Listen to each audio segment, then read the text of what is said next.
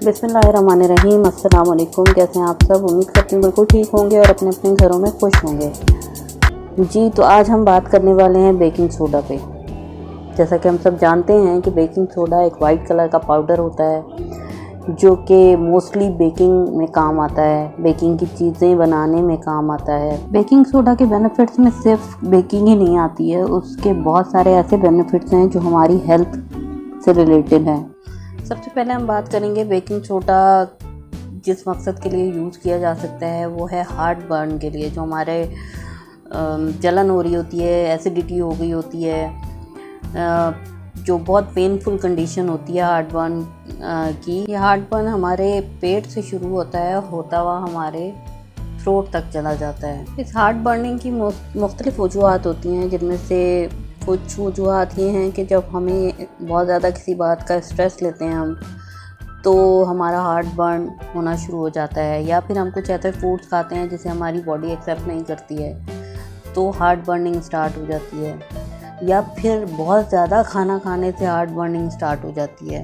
और ये एक ऐसी कंडीशन होती है जो बहुत हमें बेचैन कर देती है। जलन हमारी बहुत ज़्यादा बढ़ जाती है, हमें किसी पल चैन नहीं आ रहा होता। ये एक ऐसी कंडीशन होती है। लेकिन एक अच्छी खबर ये है कि इसका इलाज बेकिंग सोडा से हो सकता है। दोबारा से जब कभी भी आपको हार्ट बर्न की प्रॉब्लम हो तो आपने एक गिलास ठंडा पानी लेना है, उसमें 1 टीस्पून बेकिंग सोडा ऐड करना है और बहुत आहिस्ता आहिस्ता सिप लेके उसे पीना है। तो ये बहुत रिलीफ देगा आपको हार्ट बर्निंग में। ये बर्निंग सेंसेशन को ख़त्म कर देता है और रिलीफ देता है जो हार्ट बर्न के सिम्टम्स होते हैं उनसे। अच्छा, उसके अलावा हम लोग बेकिंग सोडा को ओरल हाइजीन के लिए भी यूज़ कर सकते हैं। जब कभी आपको अपने माउथ में सेंसेशन सी फील हो रही है तो हम लोग ज़्यादातर माउथ वॉश यूज़ करते हैं जो कि हम बाज़ार से लेकर आते हैं। लेकिन कभी एक दफ़ा आप ट्राई कीजिएगा कि अगर आपके माउथ में, मुंह में सेंसेशन सी हो रही है, आपके गम्स में, आपके टीथ में, तो आप एक गिलास गर्म पानी लेके उसमें 1 टीस्पून बेकिंग सोडा मिक्स करके और उससे कुल्ली करें, माउथ वॉश की तरह उससे कुल्ली करें। क्योंकि ये ऐसी चीज़ है जो बेकिंग सोडा हमारे दांतों के बचे हुए गैप्स में भी जाके वहाँ से गंद और जो डर्ट, जो कुछ भी अंदर होता है वो उसे निकाल देती है, जो हम ब्रश करते हुए मिस कर जाते हैं जो चीज़, तो उन चीज़ों को भी वो बाहर निकाल के फेंक देता है। जी, तो बेकिंग सोडा में एंटी बैक्टीरियल और एंटी माइक्रोबियल प्रॉपर्टीज़ भी होती हैं, जो कि हमारे मुंह से आने वाली गंदी बदबू से या जो भी गंदी स्मेल आती है हमारे माउथ से, उनसे हमें बचाता है। इसके अलावा ये हमारे जो गम्स, ये जो लिप्स के अंदर जो दाने से निकल आते हैं अक्सर, जो बहुत इरिटेट करते हैं, छाले से पड़ जाते हैं, बेकिंग सोडा उसमें भी रिलीफ देता है। अगर हम इससे गागल्स करेंगे तो ये हमें उसमें भी बहुत आराम देगा। और इसके अलावा हमारे दांतों का इनेमल उतरने से भी बचाता है और हमारे टीथ को वाइट कर देता है। इसके अलावा अगर हम बेकिंग सोडा में कॉर्न स्टार्च मिला के या फिर ओट मिल्क मिला के अपनी स्किन पे लगाते हैं, कोई स्किन पैक बनाते हैं, तो ये हमारे सन टैन से भी बचाता है।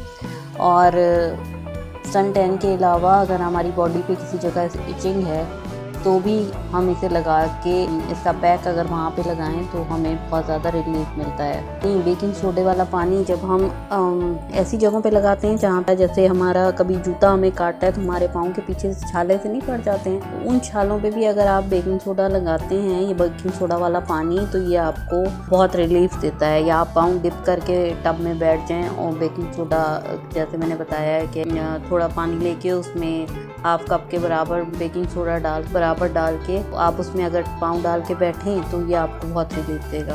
हाँ जी, तो उसके बाद हम लोग अगर हम एक्सरसाइज करते हैं, हमारी एक्सरसाइज को बेटर बनाने में भी बेकिंग सोडा का बहुत बड़ा हाथ है। ज़ाहिर है हम एक्सरसाइज करते हैं खुद को फिट रखने के लिए, और जब तक हमारी एक्सरसाइज बेटर नहीं होती है, जो वर्कआउट करने वाले लोग हैं उन्हें सुकून नहीं आता है। जो लोग बहुत डेडिकेटेड होते हैं वर्कआउट में अपनी एक्सरसाइज के लिए, तो वो लोग बहुत सारी पिल्स लेते हैं और कुछ प्रोटीन ड्रिंक्स लेते हैं और पता नहीं क्या क्या लेते हैं। लेकिन अगर वो लोग सिर्फ एक गिलास पानी बेकिंग सोडा डाल के पी लें तो स्टडीज़ बताती हैं कि सोडियम बाइकार्बोनेट हाईली इफ़ेक्टिव है।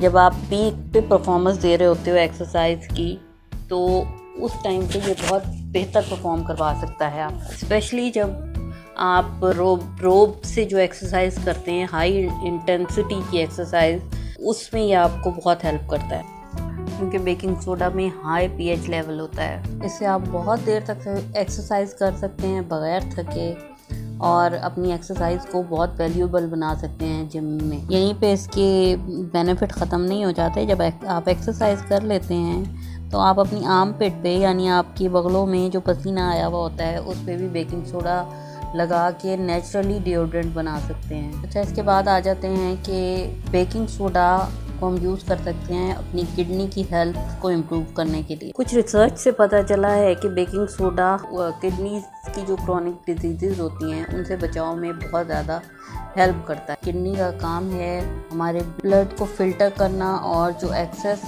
हमारी बॉडी में उसको निकालना। हेल्दी किडनी हमारी बॉडी को फिट रखने में बहुत मददगार साबित होती है। तो बेकिंग सोडा का रेगुलर इस्तेमाल हमें अपने किडनी की क्रॉनिक डिजीज़ होने से बचाता है, और अगर हमें डिजीज़ है तो ये हमें उसको ठीक करने में भी मददगार साबित होता है, यानी उसकी इम्प्रूवमेंट में मददगार साबित होता है। अच्छा, इसके अलावा जो बेकिंग सोडा है उसको हम एथराइटिस के लिए भी यूज़ कर सकते हैं।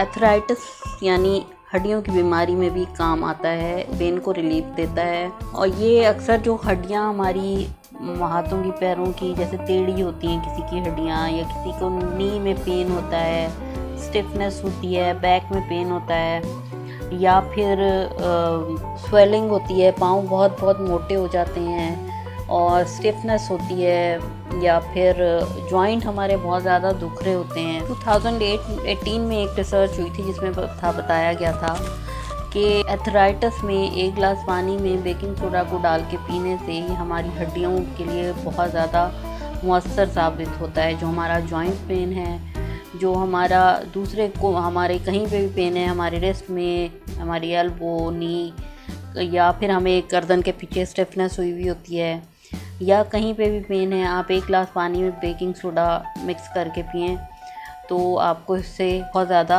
रिलीफ मिलेगा इन चीज़ों से। इसके अलावा बेकिंग सोडा कैंसर, जो मुख्तलिफ़ तरीक़ों के कैंसर हैं, उनमें भी बहुत मुफीद है।